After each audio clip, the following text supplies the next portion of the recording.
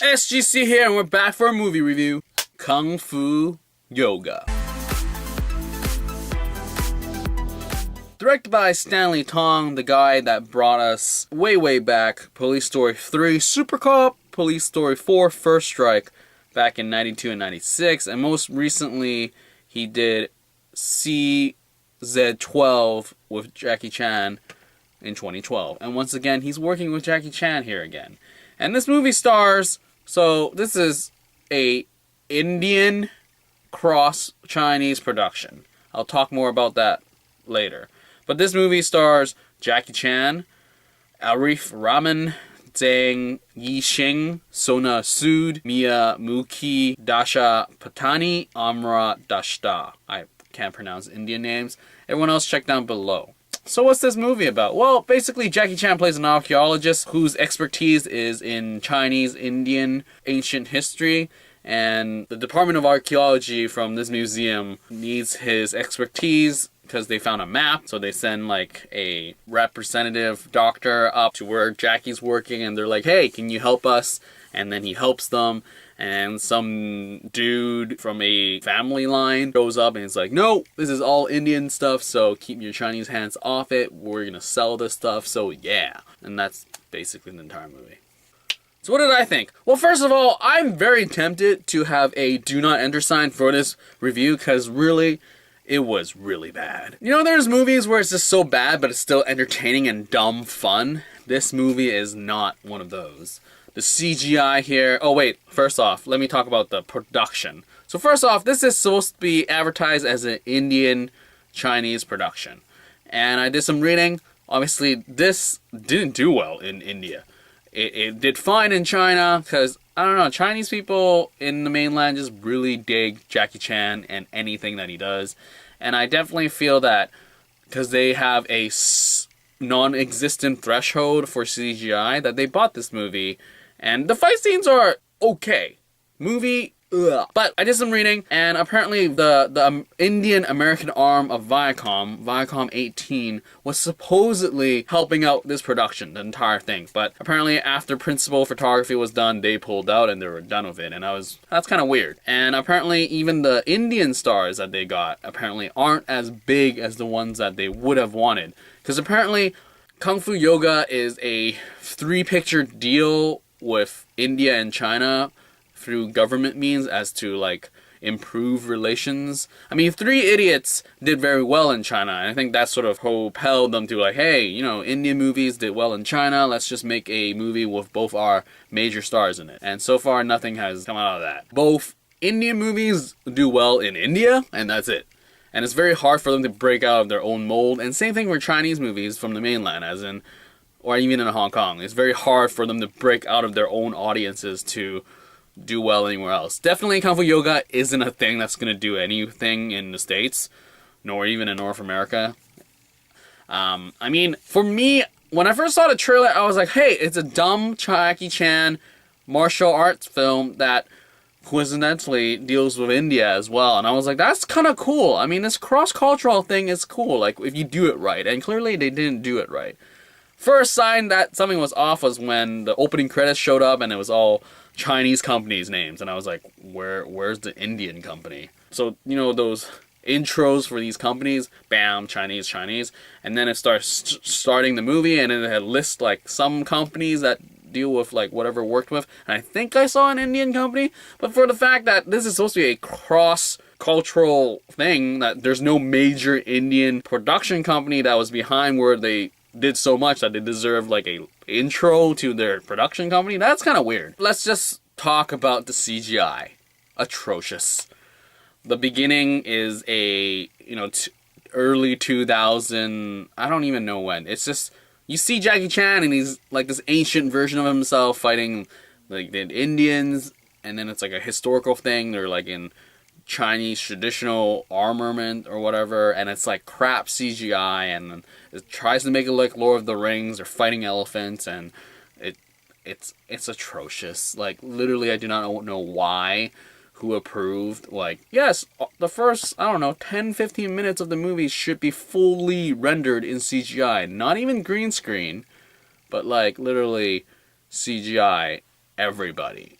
and everything. And that was really hard. And I was like, holy crap, I really hope this is it. That the CGI stays in this intro and that is it. But lo and behold, all the animals in this movie are also CGI'd. And they don't act like animals. I mean, a pack of wolves are afraid because you threw snowballs at it. Or a lion is going to sit in the back seat of a car while you fling it about and it's not going to maul you and it barfs. Or hyenas just watch you as you run around when the scene right before it, the bad guy was like, these things can kill any lion in packs. And it's just three dumb people just, jumping around in this cage area. And it's just like, wow. And then also you have just bad sets. Like the ending when it's supposed to, they find this like a majestic sort of like this treasury. That was just, wow, you just literally just painted everything yellow. And that's gold. Like I don't understand. Like when I see something like Monkey King 2 with Aaron Kwok, I didn't review that yet, but that CGI was fine. But here it's just like, holy smokes, you did not care about your CGI. And I know FX nowadays is so crazy because like everyone just expects everything to look crisp, like Jungle Book sort of style, but it's not. It's Jungle Book costs like a crap ton of money to make and a lot of time and like artistic skill. None of that was here. I mean, the worst part was there's this CGI sort of like car chase that like like shots of the cars were real when it was straight runways, but then when there was crashes happening, CGI. And I was just like, what's happening? Like my brain was just like, is this fake or real? I can't tell, but then it looks super fake when it's fake. So yeah, CGI, like that's gonna bother you. It's gonna bother you really badly because like they use stock footage of like hyenas in that cage sequence when it's just like they're talking about them. But once the humans are involved and there's no fence, like there's one scene where there's like a lion but there's a fence, and that I'm pretty sure that's a real lion. But yeah, so CGI is a gong show.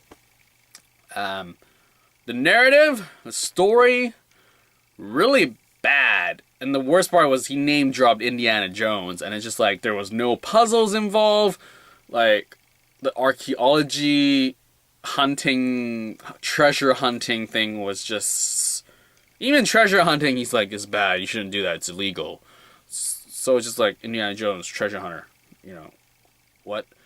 And then just there's no like flair or charm to it. It's just literally, hey, map says we should go here, we go there. Hey, there's a tunnel there. Let's take a tunnel. Dig a way to it. We get there. Oh, we find everything. Ooh, bad guy shows up. Edit cut. Oh, we're caught now. Like there is no thinking involved in terms of the story. And it just really is sad. Because, I mean, it's great that they're doing this cross thing. Like, I mean, Chinese people from the mainland can see more of the Indian culture and all that. But it's just such a bad excuse. Like, you're just like, hey, we're promoting this. But it's like, you're doing exactly what you shouldn't be doing. It's just that such a half-ass attempt.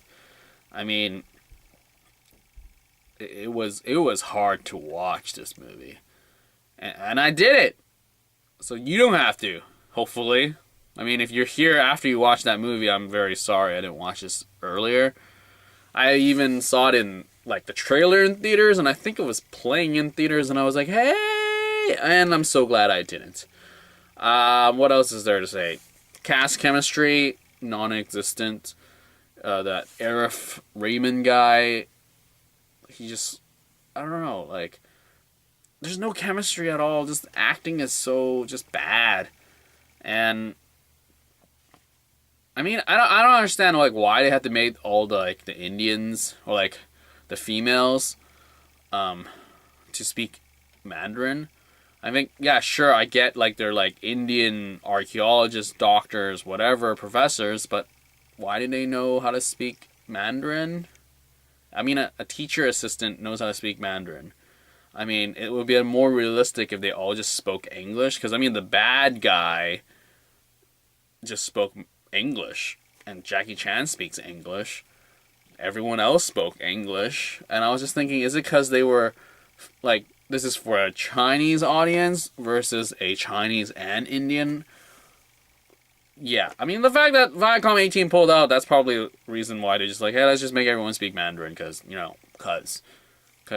it just, I don't know, like, they would have Indian, not even Indian, sorry, not Hindi, they would have English and Mandarin, like, the woman characters that were from India, the Indian women, they would just speak back and forth, so I was like, why not just English? So I don't get it. I mean, they actually got a yoga instructor, so that's kind of cool that they have a cast that knows how to do yoga. She did one scene that sort of showed off her yoga repertoire type of thing. The fight sequences is it's Jackie Chan fight sequences.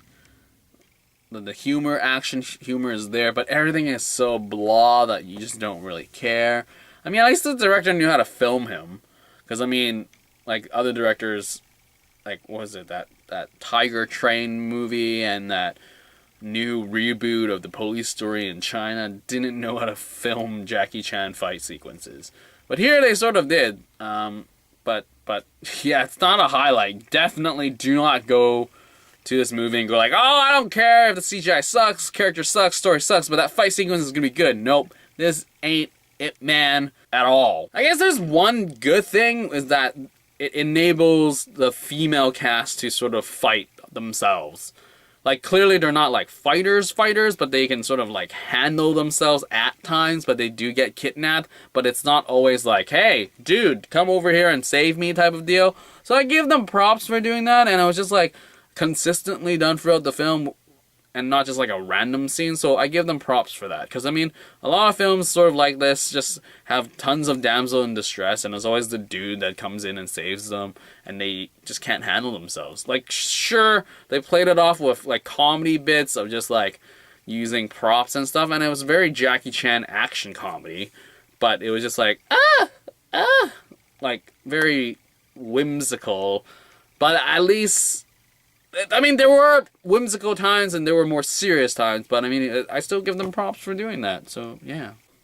So yeah, don't watch this movie. There's nothing here. I mean, the worst part for me was that, you know, reading up all this, knowing that there's hardly any Indian influences in the production side, that at the end they ended the movie on a dance number, and I'm like, sure, this is pandering to like the Indianness of it all, but like, the first dance sequence was all Chinese background. I was like, no, they're in India.